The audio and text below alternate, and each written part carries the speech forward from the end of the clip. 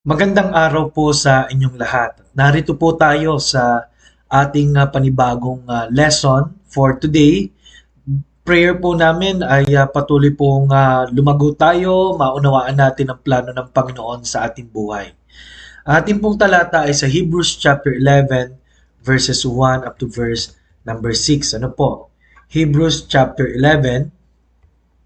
Ito po ay tinawag po na the chapter na po of faith na po.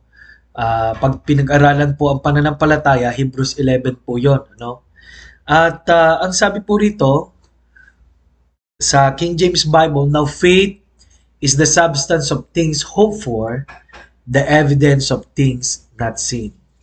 Ngayon, ang pananampalataya ay ang katiyakan sa mga bagay na inaasahan, ang paninindigan sa mga bagay na hindi nakikita. Alam niyo po, dati na natin itong nabasa pero muli ko pong babalikan po na hindi po ito yung faith na bahala na, okay na. Siguro naman magiging maganda. Hindi po ganon. May basihan po ang pananampalataya. Ang sabi nga is, faith is based upon trusted information. And that information is what God said in His Word. Ano po? It is the evidence of things not seen. It is the substance of things hoped for. Lahat po tayo ngayon ay umaasa na sana isang araw maging magandang ating buhay. Ano po? And in fact, sa araw po nito, baka tayo po ay nananalangin by faith. Ano po? Na sana nawa ay magkaroon po ng panibagong pagkakataon sa ating negosyo, tumaas ang ating benta, at alam natin kayang gawin ito ng Diyos. Tama po yun, ano? Kaya po ang ating pag-uusapan ay faith. Ano po? Napakahalaga po nito, no? Hindi po ang faith ay grupo o tao, no? Pero particular po, ang faith po, ang object po niyan ay hindi po ang kahit sino man, kundi ang Diyos. Ano po? Meron kasi ngayon, ang sabi nila, madidiscover mo yung kapangyarihan. Ano po? Pag na-discover mo ang iyong sarili. Ano po? Pag na-discover mo sarili mo ay paminsan baliktad, ano? Lalo mong iisipin na wala kang magagawa. No? Pero ang Diyos, walang imposible sa Kanya. Kaya ang sabi po ng Hebrews 11:2, tunay na sa pamagitan nito ang mga tao nung una ay tumanggap ng patotoo. People in the Bible, no?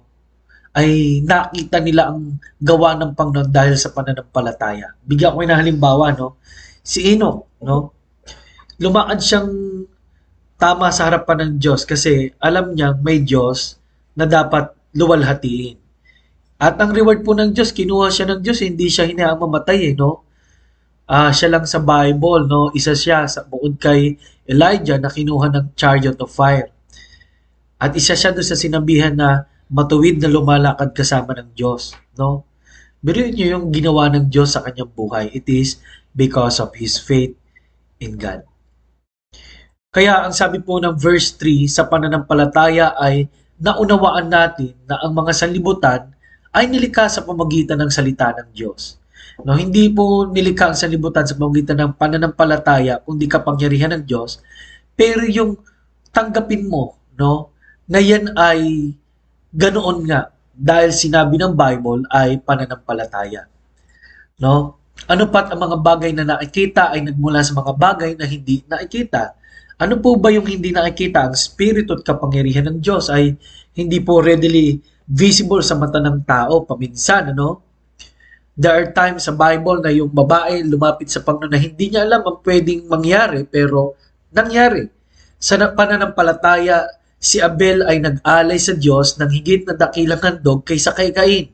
Sa pamagitan nito ay siya ay pinuri bilang matuwid at ang Diyos ang nagpatotoo sa pamagitan ng pagtanggap sa kanyang mga kaloob. Patay na siya, gayon may nagsasalita pa sa pamagitan ng kanyang pananampalataya. Yung pala magandang legacy, no? Yung pananampalataya ng Kristiyano.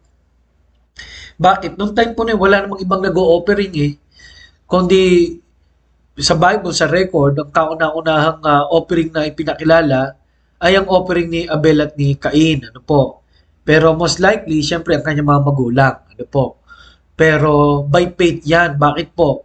Hindi naman nila ah, pinakita no sa Bible na walang detailed no na instruction, pero naniniwala tayo na may binigay ang Diyos. Pero yung bang kilalanin mo na ganun mo maluluwalhati ang Diyos, it is by faith. Ano po? Sa verse 5, sa pananampalataya si Enoch ay dinilang paitaas anupat hindi na niya naranasan ng kamatayan, hindi na siya natagpuan sapagkat siya'y kinuha ng Diyos, sapagkat bago siya dinalang paitaas, pinatotohanan na ang Diyos ay nalugod sa kanya. Kasi without faith, it is impossible to please Him. Isang malaking katotohanan po yun, no?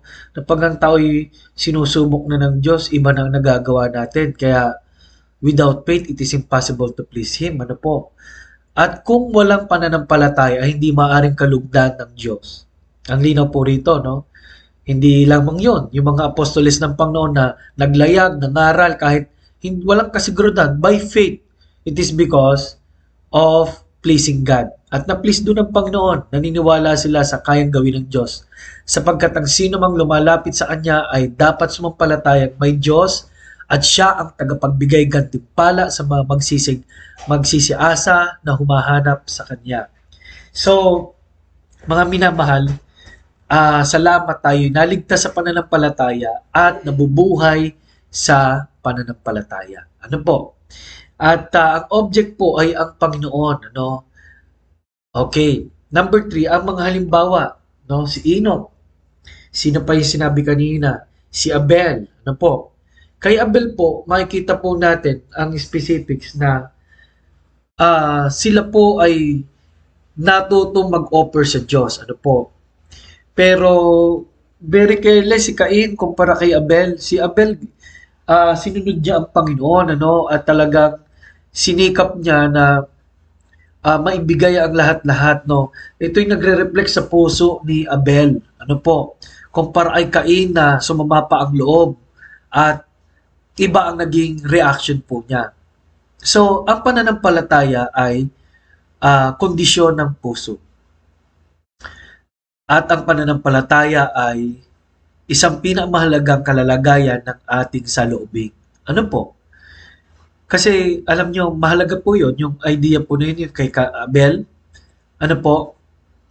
Kung anong nasa puso mo, for example, kung paano mo pinaniniwalaan ng Diyos ay paano siya gumagawa, paano siya nag-exist, paano siya tumutulong, paano niya tinulungan ang buhay mo. Lahat po yan ay nagmumula po doon sa pagkakilala natin sa Diyos. Ano po?